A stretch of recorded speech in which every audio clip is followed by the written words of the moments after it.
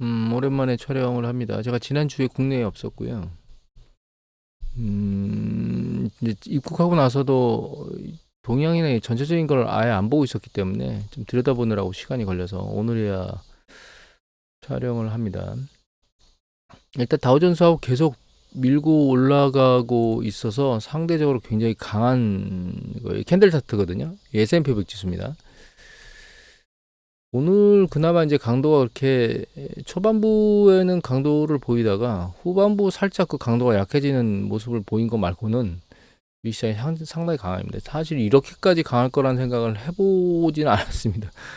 제가 작년부터 계속 말씀드렸던 내려가지만 그게 다시 반등한 뒤에 그 뒤에 다시 조정 국면으로 들어갈 거라는 얘기를 계속 드렸는데 이 정도까지 계속 길게 올라올 거라는 생각은 아예 하지를 못했습니다. 요번 지금 전고점이 얼마 안 남았습니다. 9% 정도 올라가면 전고점에 도달하거든요. 그래서 실적 발표 시즌 때 계속 밀고 올라가면 전고점 돌파의 가능성이 있다고 말씀드렸었는데 요 근접까지 도달할 거라고 말씀드리긴 했었는데 그건 그냥 드린 말씀이지 진짜 실현될 수 있겠다라는 생각으로 드린 말씀은 아니거든요. 그럼에도 불구하고 지금 상황은 실현 가능한 시야로 계속 올라가고 있습니다. 안타까운 건 이 주황색이 이게 그 우리나라 적이거든요. 코스피 지수. 그래서 글로벌 전체적으로 놓고 보면 괜찮은데 중국과 우리나라가 좀 성과가 이탈되는 부족한 그런 부분을 보이는 게 좀 안타깝긴 합니다. 일단은 이게 실적 발표 시즌 같이 맞물려서 올라가고 있긴 한데 오늘은 전체적인 거의 흐름을 아주 간단히만 볼게요. 이거는 리얼 인베스트먼트 어드바이스에 나온 그 뉴스레터, 예, 그거 내용인데 여기 보시면 이제 내용이 뭐냐면 이게 애널리스트들이 2023년도 2분기에 대해 실적치를 이 시기부터 계속 예측한 거예요. 근데 이제 주된 거는 뭐냐면 이거 번역으로 보여드릴까요? 주된 건 뭐냐면 이게 시간이 가면 갈수록 이 예측치는 점점 줄였다는 거예요, 결과적으로. 그래서 여기 보시면 이를 쉽게 할 수 있는 방법은 경제와 재무 상황에 관계없이 분기마다 추정치를 상회하는 회사의 수입인데 이게 무슨 얘기냐면 약 70%의 기업이 정기적으로 예상치 5%를 상회했다. 다시 말하면 분석가가 원래 추정치를 그대로 유지한다면 그 수치는 더 낮아질 거다. 이게 뭐냐면 이 추정치를 계속 낮췄잖아요. 추정치를 낮춰서 결과적으로는 예상치가 이 정도 높게 기업들이 상회할 수 있도록 70%나 되는 기업이 이 예상 실적보다 높게 나올 수 있도록 만든다는 겁니다. 애널리스트들이. 그 밑에 보면은 왜 그렇게 하는지에 대한 내용이 나오거든요. 그래서 이게 뭐냐면 여기 보시면 이제 그 애널리스트들 보상을 주는 것에 어떤 것들이 중요하냐라고 묻는 건데 이게 이제 묻는 숫자겠죠. 답한 숫자겠죠. 중요하다, 중요하지 않다. 내용이 나오는데 그 중에 보면 뭐 산업의 지식이나 뭐 이런 것들과 관련된 것들이 중요하긴 합니다. 근데 여기 밑에 보면 이게 웃긴데 당신이 추천한 주식의 수익성은 중요하지 않아요. 그 다음에 당신의 그런 이익 예측치의 정확성이라든가 시기 적절성도 안 중요해요. 그러니까 이분들은 애널리스트들이 자기가 어떤 주식을 추천했는데 그게 이익이 어느 정도 났느냐는 자기 보상하고 상관이 없는 거예요. 그리고 정확하고 적절한 이익 예측도 사실 보상과 상관없다는 얘기입니다. 즉 이거는 별로 중요하지 않기 때문에 그냥 좀 심하게 말하면 대충 예측한다. 그리고 자기 보상과 좀 더 도움이 되도록 이 예측치를 낮추는데 이 왜 낮추는지는 이제 밑에 또 보면 나와요. 여기 보시면 당신 고용주들이 중요하게 생각하는 그 고객은 어느 고객이야? 라고 밑에 묻는 거거든요. 여기 보면 소매 브로커리지의 그 고객들, 그러니까 여러분들 개미들이죠. 개미들이를 중요하게 생각하느냐? 이것밖에 안 됩니다. 헤지펀드, 뮤추얼 펀드처럼 대규모의 자금을 운영하는 기관들이 중요하지 개미들은 중요하지 않다는 거예요. 그래서 어쩌면 개미들이 보는 보고서하고 기관들이 보고서는 다를지도 모릅니다, 여러분. 여하튼 일단 애널리스트의 보고가 명확하지 않고 점진적으로 결과적으로는 기업의 그 성과가 좋게 나오도록 속칭 뽀샵질을 하는 행위를 애널리스트들이 하고 있다라고 하는 부분들을 좀 생각을 해봐야 될 것 같고요. 요 차트는 뭐냐면 요게 기업의 이익 증가세거든요. 근데 이제 이게 정확한 데이터 이제 여기서 말하는 이 주당 수익 손익계산서 매니지율에 표시되는 구간 104 그러니까 매출은 104 증가했는데 2009년 이후에 수익은 544% 증가했으니까 희한한 거죠. 매출 증가 부분 대비 수익이 너무나 많이 증가를 했으니까 이 검은색은 뭐냐면 이게 주식 총 발행 숫자입니다. 점점 줄죠. 그러니까 주식 수를 줄여서 주당 수익을 올리는 거예요. 그래서 수익성을 급증시키기 위해서 기업은 네 가지를 하는데 임금 상승을 억제하고 생산성을 증가시키고 옵쇼링 그러니까 해외에 공장을 넘겨서 자금을 줄이는 거죠. 그러니까 노동 비용을 줄이는 거죠. 그다음에 자사주 매입을 하는 뭐 이런 형태들의 네 가지를 하는데 이거는 뭐냐면 기업의 이익이고 이게 고용된 1인당 기업이 얻어내는 이익이거든요. 근데 이거는 이제 역수로 된 거기 때문에 빨간 건 왼쪽입니다. 점점점 1인당 그 이익은 늘어났었거든요. 기업 이익이 늘어나면서 이런 이제 조작이나 생산성 증가나 이런 걸 하면서 이익을 늘리는 거죠. 다만 이렇게 이익이 늘어나는 과정 중에 보면 여기 살짝 들리는 경우가 있죠. 이렇게 들리는 경우가 있잖아요. 요 시가 이건 뭐냐면 이익 중에서 임금이 차지하는 비중이에요. 그게 이렇게 급격히 올라가잖아요. 그죠? 요때는 그렇진 않았는데 이익 비중이 이렇게 증가 추세를 보이는 패턴에서는 이게 경기 수축이 일어난 겁니다. 어느 시점에선가. 여기 보면 임금 대비 이익률이 높아지기 시작하면 역사적으로 경기 침체와 일치한다는 점에 주목할 가치가 있습니다. 이런 얘기를 하는 거죠. 그러니까 이걸 보면은 이거는 결과적으로는 이익이 그렇게 큰 폭으로 늘어나질 않고 상대적으로 둔화되기 때문에 이게 위로 올라가는 게 둔화되는 겁니다. 둔화되기 때문에 1인당 들어가는 고용 비용이 늘어나는 걸 의미하는 겁니다. 고용 비용이 심화되면서 결과적으로 이제 이익이 고용 비용을 못 따라가는 거죠. 대량 해고를 함에도 불구하고 여러분들 해고를 계속했던 걸 알고 계시죠? 그래서 지금 보면 패턴 살짝 들리고 있거든요. 그래서 이게 추세적으로는 경기 수축 국면으로 가는 거 아니냐 이렇게 이해를 한다는 거예요. 여기 보시면 코로나 터지기 전에도 이게 추세적으로 올라오고 있었거든요, 사실은.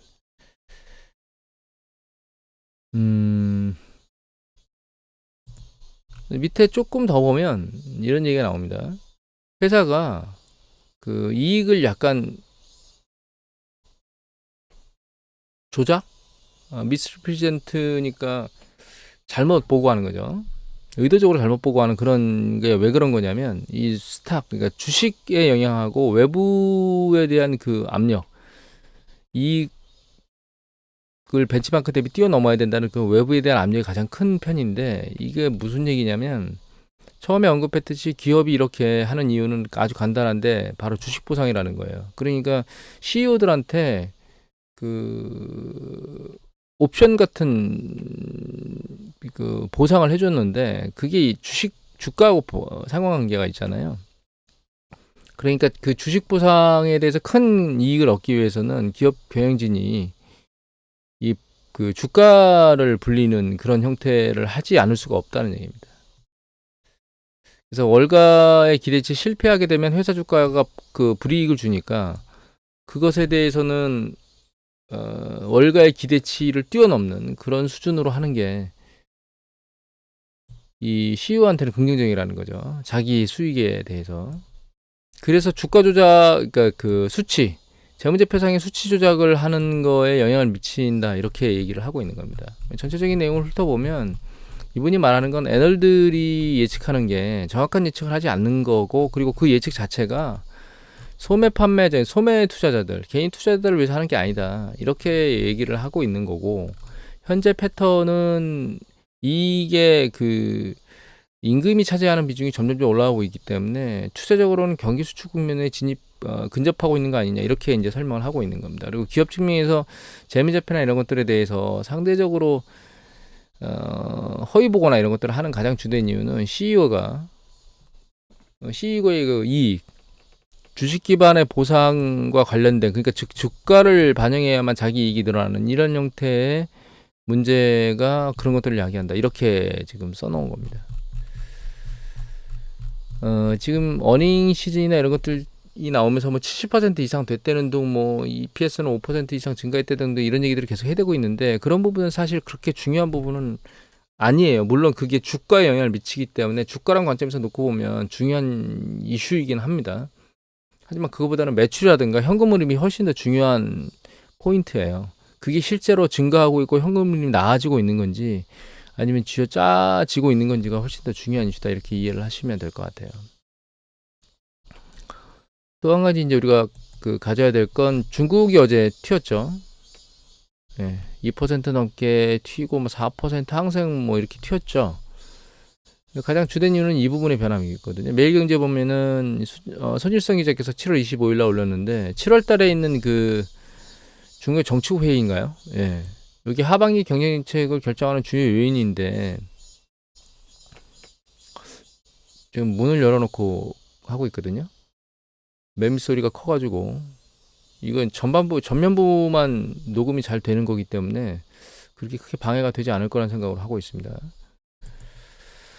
중앙정치국 회의가 하반기 경제정책을 하는데 리오프닝을 하고 나서도 중국 경제가 좀처럼 성장궤도 안으로 못 들어오니까 결과적으로는 다시 부동산 경기 부양으로 갔다 이런 얘기를 하고 있습니다. 근데 이제 뒤에 보면 이런 얘기가 나옵니다. 재정정책에 대한 언급은 기존과 큰 차이가 없었으면 당초 시장에서 예상했던 특별 국채 발행에 대한 내용도 포함되지 않았다. 시장이 예상됐던 기대했다는 거겠죠. 그러니까 부동산 부분하고 내수 진작 등과는 별개로 경제 회복을 지원하기 위한 파격적인 부양책은 제시되지 못했다는 게 이제 핵심인 것 같아요. 주식시장이 지금 반등하긴 했는데 이게 강력한 힘을 갖고 추세적으로 계속 반등할 수 있을지에 대해서는 저는 개인적으로는 이제 물음표고 좀 더 상황을 좀 지켜봐야 될 겁니다. 다만 지금 중국 시장이나 중국 시장이 그 글로벌 시장에서 약간 이탈돼 있었잖아요. 그런 부분을 메꾸려고 머리를 꼼딱꼼딱 들긴 할 겁니다. 다만 이제 그게 경제지표 나오는 것에 따라서 맞춰서 반응하면서 움직이겠죠. 일단 중요한 거는 부동산 부양 정책으로 선회했다는 게 중요하다. 한 가지 좀 마음에 걸리는 거는 이 부분이거든요. 유가가 최근 급등해서 지금 80달러를 뚫으려고 하고 있어요. 예전에 한번 쭉 빠졌을 때 그 사우디하고 UAE 아랍에미레이트하고 그 자체 감산을 하면서 들었었는데 그게 75달러를 못 깨고 다시 밑으로 밀렸었거든요. 그 사우디가 감산을 추가를 한 번 더 했어요. 그때도 사실 헤매면서 깔딱대는데 최근엔 이 가격 상승이 굉장히 세거든요. 이렇게 센 이유는 이거는 그 국제 에너지 포럼에 나온 그 7월 보고서입니다. 7월 보고서인데 밑에 보면 이렇게 나오죠. 이렇게 나와요. 전 세계에 그 석유 수요가 증가하고 있습니다. 이거거든요, 이거 검은색. 근데 5월 석유 수요가 이게 2022년이에요. 이 밑에 있는 바로 밑에 있는 게 그거보다 훨씬 더 큰 폭으로 지금 증가세를 보이고 있거든요. 그래서 지금 오일이 100달러까지 갈 수도 있다라고 주장하는 전문가들도 있습니다. 근데 그 오일 수요가 중국, 인도, 사우디아라비아, US, 그러니까 미국 이런 형태에서 지금 많이 나오고 이게 총 누계 이거는 수요거든요. 급증했다는 점이 중요한 포인트입니다. 그냥 올라간 게 아니고 수요가 급증하면서 유가가 들린 거거든요. 지금. 뭐 뒤에 거는 안 보겠습니다. 이걸 그냥 받침하는 얘기이기 때문에. 근데 밑에 이제 재고 얘기는 잠깐 보면 재고 같은 경우에는 여기 재고거든요. 재고 같은 경우는 상대적으로 좀 낮은 수준에서 시작했는데 떨어지고 있어요. 재고가. 물론 이 재고는 석유 제품과 관련된 재고입니다. 이거는 원유에 대한 재고고 원유되고 감산하고 있는데 원유 증산이 필요한 시기이긴 하거든요. 지금. 근데 원유 증산 보면 원유 생산이죠. 원유 생산을 감소하고 있습니다. 지금 5월에 내려가고 있죠. 추세적으로 계속. 사우디아라비아하고 캐나다, 노르웨이, 그다음에 US를 합한 곳 그리고 전체 생산을 놓고 보면 이제 주로 얘들이 지금 주도해서 원유가 지금 생산이 감산하고 있습니다. 지금 감소하고 있어요. 재고는 생산은 감소하고 있고 재고는 줄고 있는데 재고는 늘지 않고 지금 줄고 있죠. 5월달에. 그런데 수요는 급증했습니다. 지금. 그래서 유가가 거기에 영향을 받고 있거든요. 그리고 구리 가격도 지금 꼼짝꼼짝 계속 들리고 있는데 구리 가격의 전체적인 재고하고 가격의 흐름을 보면 이게 이제 가격이고요. 얘가 재고입니다. LM 재고거든요. 향후에 구리가 폭발적으로 쓰일 거라고 생각하면서 구리 재고를 축적하거나 그런 모습을 보이고 있지는 않아요. 지금 아직까지는 패턴이 가격이 움직이고 있긴 하지만 재고 측면에서 놓고 보면 큰 변화가 지금 사실은 없는 상황입니다. 그런데도 불구하고 이제 구리 가격이 올라간다는 건 녹록치 않은 거죠. 그러니까 구리도 사실 그 상당히 많은 영역에서 사용되고 있는 그 메탈이거든요. 석유는 뭐 에너지는 뭐 이루 말할 필요가 없고, 이제 가스 같은 경우에는 밑에 나오는데 그렇게 크게 석유처럼 수요가 증가하거나 재고가 부족하거나 그렇지는 않은 상황입니다. 그럼 하나 더 보면 그게 이제 밀이거든요. 밀 가격이 미친 듯이 치고 올라가고 있습니다, 지금. 이미 보도들 많이 보셨지만 그 우크라이나 5대4 밀 수출 곡물 러시아가 용인 안 하겠다라고 해서 뭐 공격하고 뭐 이런 보도들이 나오면서 밀가격이 급등하고 있거든요. 여기 보시면 이제 나오죠. 우크라이나 곡물 수출 막는 러시아 어떤 시도도 뭐 용납할 수 없다 이런 얘기가 나오는데 사실 이런 그 곡물 가격의 급등에 대해서 충격파는 선진국보다는 그 아프리카 국가 이렇게 후진국에서 상당히 큰 충격을 지금 받고 있는 건 있는 상황이거든요. 그래서 선진국에 대한 그 영향력은 상대적으로 적긴 하지만 제가 이걸 보여드린 이유는 사실 물가 때문에 그렇습니다. 이 에너지 부분하고 식량 부분을 자꾸 건드려 가지고 인플레이션 압력이 또 작동하게 되면 지금은 연준의 모니터링을 보면 7월 달에 5.5로 올릴 거다. 곧 상단 5.5로 올릴 거다는 생각을 하고 있긴 한데 9월 달 들어서는요. 5.75로 올릴 거라는 생각을 안 하고 있거든요. 5.5를 유지할 거라는 생각이 커요. 그리고 11월 달 돼서도 5.5로 유지할 거라고 기대를 하고 있거든요. 인플레이션 압력이 점점 내려오고 있긴 하기 때문에 이런 생각을 가지고 있긴 한데 이렇게 자꾸 에너지 쪽이나 밀가격이나 이런 것들을 밀어 올려서 이게 추세적으로 좀 강도가 세지면 인플레이션 압력에 대한 부분에 우리가 또 올라오면서 연준이 기준금리를 추가로 올릴 것이다라고 하는 이슈들이 발생할 수 있거든요. 그래서 이 부분이 좀 생각해 봐야 될 대상이다라고 생각해서 이 부분을 제가 올려놓은 겁니다. 중요한 건 사실 뭐 구리나 이런 것들은 모르겠지만 확연히 지금 뭐 드러나는 부분이 없지만 유가 같은 경우에는 결론적으로 이 수요가 올라간 것 때문에 지금 요게 작동하고 있다는 점이 좀 마음에 걸리고요. 다만 지금 생산이 상대적으로 세계의 주요 국가들 주도에 의해서 좀 낮아지고 있긴 하잖아요. 여기서 지금 생산을 어느 정도 돌리느냐에 따라서 향후에 그 방향성이 좀 달라지긴 하겠지만 유가에 다만 요거는 좀 모니터링을 해야 될 유가의 움직임 모니터링 해야 되는 대상 중에 하나다.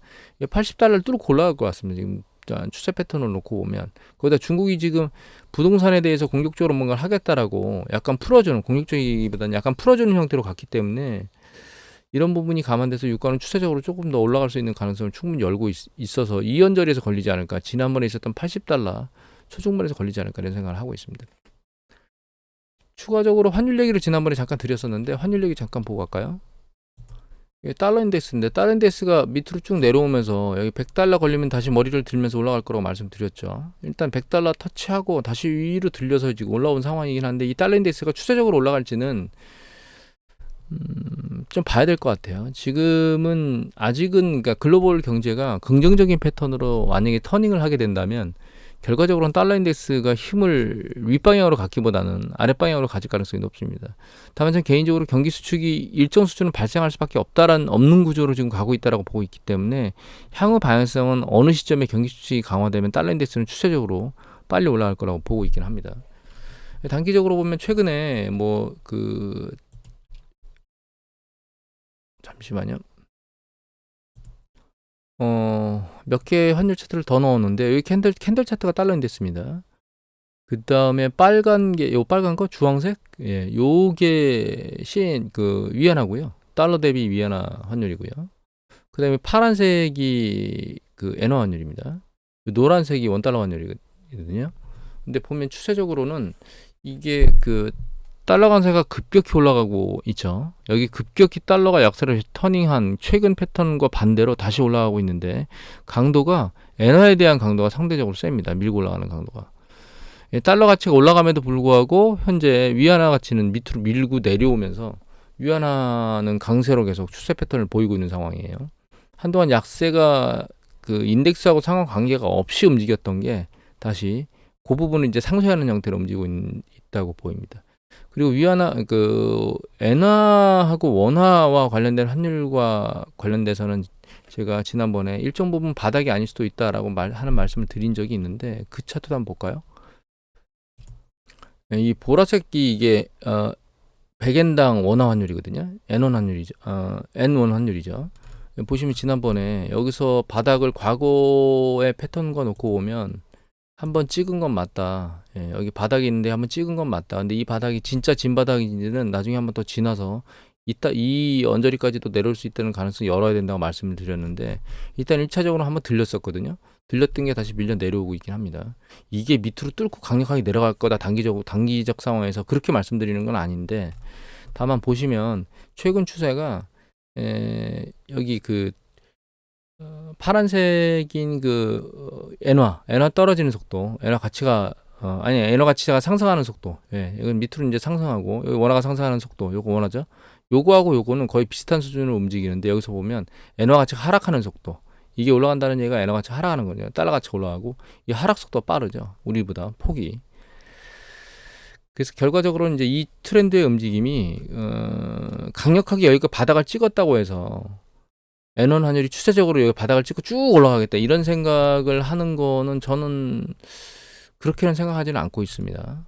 아직 이게 진바닥이 아닐 수도 있다는 생각은 아직도 하고 있어요. 그러니까 여기서 지금 굉장히 많이 내려온 건 맞는데 이게 진바닥이 아니고 새로운 진바닥이 이 언저리에서 만들어질 수 있다. 이 밑에서. 그렇게 이해를 하고 있기 때문에 그때도 말씀드렸죠. 여기서 모든 자금을 다 쏟아붓지 말고 기다려라. 아마 여기서부터 내려오면서 엔화 환율이 상대적으로 싸다고 매집을 계속 하신 분들이 있을 거예요. 물론 장기적으로 기다리면 이게 다시 올라가면서 그 가치를 회복하겠지만 그 기간이 상대적으로 길어질 수도 있기 때문에 엔화 가치가 상당히 많이 떨어졌기 때문에 엔화를 사서 요겁니다. 요거 여기 밑으로 내려왔다는 보라색이 밑으로 내려왔다는 얘기는 우리 원화 대비 엔화의 가치가 떨어졌다는 거거든요. 많이 떨어졌기 때문에 사가지고 나중에 올라가서 이익을 얻겠다라고 하는 구조를 가지고 그런 생각을 가지고 계신 분이 있을 건데 너무 공격적으로 액션을 취하기보다는 조급하게 점진적으로 천천히 진행하는 게 맞지 않나 이런 생각을 말씀드리고 싶습니다. 지금까지 말씀드린 걸 좀 정리를 해보면 이 그 주식 시장은 미국의 이익 지표 발표 나오는 것 따라 액션을 해서 움직이는 모습을 계속 보일 거고 8월 중순이나 뭐 이렇게 후반까지 강력한 모습을 보이면 전고점까지 올라갈 가능성이 충분히 있다. 이렇게 말씀을 드리고요. 그 뒤에 시장이 어떻게 움직일 것인가에 대해서는 상황을 좀 봐야 될 것 같아요. 다만 제가 이거를 보여드리지 않았는데 이게 그 PMI 지수거든요. PMI 지수인데 이 PMI 지수 나오는 게 자 볼까요? 이게 제조업 PMI 지수거든요. 이 제조업 PMI 지수인데 여기 보시면 유럽, 독일, 영국, 프랑스 이런 유럽 애들이 지금 나왔습니다. 7월 PMI 지수가 보시면 제조업이 막 깨지고 있고 여기 보면 독일 같은 경우에는 지금까지 최근 코로나 팬데믹 이후에 보여주지 않았던 수준까지 떨어졌습니다. 제조업 자체가 다 제조업이 지금 깨지고 있거든요. 물론 재팬 같은 경우에도 살짝 들렸다가 다시 깨지고 있고요. 오스트레일리아 같은 경우는 살짝 좋아지고 있긴 한데 전체적인 영역에서 놓고 보면 제조업이 안 좋아요. 미국 같은 경우에도 제조업은 계속 안 좋아지고 있거든요. 서비스업이 잘 버티고 있었는데 보면 서비스업도 지금 유럽 쪽에 나왔거든요. 강도가 좀 줄고 있습니다. 지금 강도가 줄고 있죠. 서비스업이 55 이상 뭐 몇 달 전에 55 중반대까지 50 중반대까지 있었던 게 지금 50 초반대로 붙어버리고 있는 상황이고 프랑스 같은 경우에는 지금 밑으로 수축구면으로 또 빠져 있는 상황입니다. 특이한 건 미국이 50.3으로 붙었다가 53.9로 튄 거거든요. 이게 굉장히 특이한 건데 미국 상황을 좀 봐야 될 것 같아요. 다만 이제 예전에는 제조업이 안 좋은데 서비스업이 받쳐주고 있다라고 말씀을 드렸는데 지금은 제조업이 힘을 계속 잃어가고 있는 과정 중에 서비스업도 힘을 잃어가고 있는 거 아니야? 다만 미국만 급격히 반등했네 이런 상황이거든요. 그래서 뭐 IMF에서 그 성장률 같은 게 발표가 나왔는데 전 세계 이 연합뉴스 기사입니다. 이 7월 25일자 기사고 누가 올리셨냐면 강병철 기자께서 올리셨거든요. 전 세계 그 성장률은 3%로 직전보다 0.2% 올렸어요. 그래서 좋긴 한데 뭐 여러 가지 문제점, 뭐 코로나 팬데믹 종식되고 미국의 뭐 부채 관련된 문제 해결되고 이런 얘기가 나왔지만 여기 밑에 보면 그러나 세계 경제 성장에 대한 리스크 균형추는 여전히 하방으로 기울어져 있다. 그러니까 경기 수축에 대한 위험성을 안고 있다 이런 뜻을 하는 거겠죠. 그럼 이 와중에도 세계의 선제 0.2%를 성장률을 세계는 증가시킴에도 불구하고 다 증가했죠. 지금 웬만하면 우리나라는 0.1% 빠졌습니다. 안 좋은 거죠. 안타까운 일입니다. 그래서 이게 그러니까 이 성장률이나 이런 것들은 사실 중간에 상업부동산 문제가 터진다거나 미국에 우리나라의 뭐 우리나라 프로젝트 파이낸싱 문제 터져봐야 글로벌은 영향이 없기 때문에 미국의 상업부동산 문제나 이런 것들은 터지지 않는다는 감안하에서 움직이는 거고 또 이거는 성장률 예측치이기 때문에 향후에 어떻게 움직일지는 좀 봐야 될 것 같아요. PMI 지수나 NMI 지수가 힘을 조금씩 일어나고 가고 있다는 점은 사실 주목해야 될 점이긴 합니다. 그래서 주식시장은 미친 듯이 날려가고 있긴 한데 과연 이게 올해를 넘어서 내년에도 새로운 사이클을 만들 수 있을지에 대한 부분은 경제 지표를 좀 더 계속 모니터링 하면서 봐야 될 그런 부분인데 한 가지 조심해야 될 건 상당히 많이 올라온 건 맞습니다. 경제 상황이라든가 뭐 이익 구조나 이런 것들을 통해서 올라온 거는 맞는데 전반적인 경제 상황에서 놓고 보면 여기까지 속도를 밀고 올라온 건 굉장히 빨리 올라온 게 맞아요. 일단은 지금쯤이면 한호흡 쉬어가야 될 때는 된 것 같습니다. 내가 조정을 한번 받고 어떤 형태로든 깊던 아니면 일시적이든 조정을 일단 받고 올라갈 때가 점점 다가온 거 아니야? 지금은 그 시점 초입 아니야? 이런 생각은 하고 있습니다. 오늘 이것으로 마치도록 하겠습니다.